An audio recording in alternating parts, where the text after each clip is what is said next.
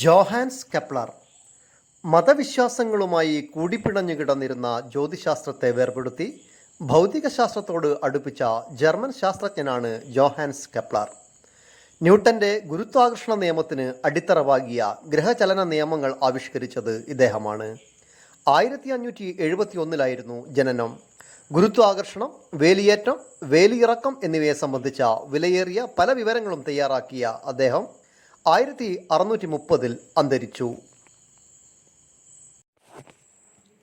Isaac Newton ഭൗതികശാസ്ത്രം, ഗണിതശാസ്ത്രം, ജ്യോതിശാസ്ത്രം, തത്വചിന്ത തുടങ്ങി നിരവധി മേഖലകളിൽ അതുല്യ സംഭാവനകൾ നൽകിയ ബ്രിട്ടീഷ് ശാസ്ത്രപ്രതിഭയാണ് ഐസക് ന്യൂട്ടൻ. 1643 ജനിച്ച ഇദ്ദേഹമാണ് ഗുരുത്വാകർഷണ നിയമത്തിൻ്റെ പിതാവ്. ചലന നിയമങ്ങളുടെ ഉപജ്ഞാതാവും ഇദ്ദേഹം തന്നെ. ഫിലോസോഫിയ നാച്ചുറാലി പ്രിൻസിപ്പിയ മാത്തമാറ്റിക്ക അഥവാ പ്രിൻസിപ്പിയ എന്ന ഗ്രന്ഥം 1687 പ്രസിദ്ധീകരിച്ചു.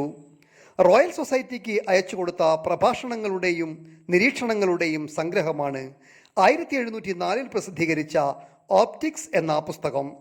ആദ്യത്തെ പ്രാക്ടിക്കൽ റിഫ്ലക്റ്റിംഗ് ടെലസ്കോപ്പ് നിർമ്മിച്ചതും ന്യൂട്ടൻ തന്നെ. ബലത്തിൻ്റെ യൂണിറ്റ് ന്യൂട്ടൻ എന്നറിയപ്പെടുന്നു. 1705 സർ പദവി നൽകി ആദരിച്ചു. 1727 അദ്ദേഹം ഈ ലോകത്തോട് വിട പറഞ്ഞു. ജോൺ ഡാൾട്ടൺ ആധുനിക അണുസിദ്ധാന്തത്തിൻ്റെ ഉപജ്ഞാതാവായിട്ടാണ് 1766 ഇംഗ്ലണ്ടിൽ ജനിച്ച രസതന്ത്രജ്ഞനായ ജോൺ ഡാൾട്ടൺ അറിയപ്പെടുന്നത്. എല്ലാ പദാർത്ഥങ്ങളും വീണ്ടും വിഭജിക്കാനാവാത്ത അതിസൂക്ഷ്മ കണങ്ങൾ ചേർന്നതാണെന്ന മൗലിക സിദ്ധാന്തം ഡാൾട്ടൻ്റേതാണ്. ഈ കണത്തിന് ആറ്റം എന്ന പേര് നൽകിയതും അദ്ദേഹം തന്നെ. അന്തരീക്ഷവായു സംയുക്തമല്ലെന്നും പല വാതകങ്ങളുടെയും മിശ്രിതമാണെന്നും നീരാവിക്ക് വാതകങ്ങളുടെ സ്വഭാവമാണുള്ളതെന്നും തെളിയിച്ച അദ്ദേഹം 1844 അന്തരിച്ചു. മൈക്കൽ ഫാരഡെ 1791 ഇംഗ്ലണ്ടിൽ ജനിച്ച മൈക്കൽ ഫാരഡെ വൈദ്യുതിയുടെ പിതാവ് എന്നറിയപ്പെടുന്നു. വൈദ്യുതിയുടെ കണ്ടുപിടുത്തമാണ് ഇന്ന് ലോകത്ത് കാണുന്ന എല്ലാ അത്യാധുനിക കണ്ടെത്തലുകൾക്കും നാന്ദി കുറിച്ചത്. ഔപചാരിക വിദ്യാഭ്യാസം ലഭിച്ചിട്ടില്ലെങ്കിലും ലോകത്തെ സ്വാധീനിച്ച നിരവധി കണ്ടുപിടുത്തങ്ങൾ നടത്താൻ ഫാരഡേക്ക് കഴിഞ്ഞു. വൈദ്യുത വിശ്ലേഷണ നിയമത്തിൻ്റെ ഉപജ്ഞാതാവായ ഇദ്ദേഹം 1821 വൈദ്യുത മോട്ടോർ കണ്ടുപിടിച്ചു. ബെൻസിൻ കണ്ടുപിടിച്ചതും ബൺസൺ ബർണറിൻ്റെ ആദ്യ രൂപം കണ്ടുപിടിച്ചതും ഓക്സിഡേഷൻ നമ്പറുകൾ സംബന്ധിച്ച വ്യവസ്ഥകൾ രൂപപ്പെടുത്തിയതും ഇദ്ദേഹത്തിൻ്റെ രസതന്ത്ര മേഖലയിലെ സംഭാവനകളാണ്. ആനോഡ്, കാത്തോഡ്, ഇലക്ട്രോഡ്, അയോൺ എന്നീ പ്രയോഗങ്ങൾ പ്രചാരത്തിൽ കൊണ്ടുവന്നതും ഇദ്ദേഹം തന്നെ. 1867 ഓഗസ്റ്റ് 25 വരെയായിരുന്നു ഇദ്ദേഹത്തിൻ്റെ ജീവിത കാലഘട്ടം. ചാൾസ് റോബർട്ട് ഡാർവിൻ പരിണാമ സിദ്ധാന്തം ആവിഷ്കരിച്ച ബ്രിട്ടീഷ് പ്രകൃതിശാസ്ത്രജ്ഞനാണ് ചാൾസ് റോബർട്ട് ഡാർവിൻ എന്ന ചാൾസ് ഡാർവിൻ. ജീവിവർഗങ്ങളെല്ലാം പൊതുപൂർവികരിൽ നിന്നും കാലക്രമത്തിൽ പ്രകൃതി നിർദ്ധാരണം വഴി രൂപപ്പെട്ടു വന്നു എന്നാണ് ചാൾസ് ഡാർവിൻ സ്ഥാപിച്ചത്. 1809 ജനിച്ച ഇദ്ദേഹം ജീവികളെക്കുറിച്ച് പഠനം നടത്താനായി HMS ബീഗിൾ എന്ന കപ്പലിൽ 5 വർഷം നീണ്ട പഠനയാത്രകൾ നടത്തി. ജീവികളിൽ കാണപ്പെടുന്ന വ്യത്യാസം നിരീക്ഷിച്ചു. On the origin of species by means of natural selection എന്ന പുസ്തകം പ്രസിദ്ധീകരിച്ചു. 1882 അദ്ദേഹം അന്തരിച്ചു.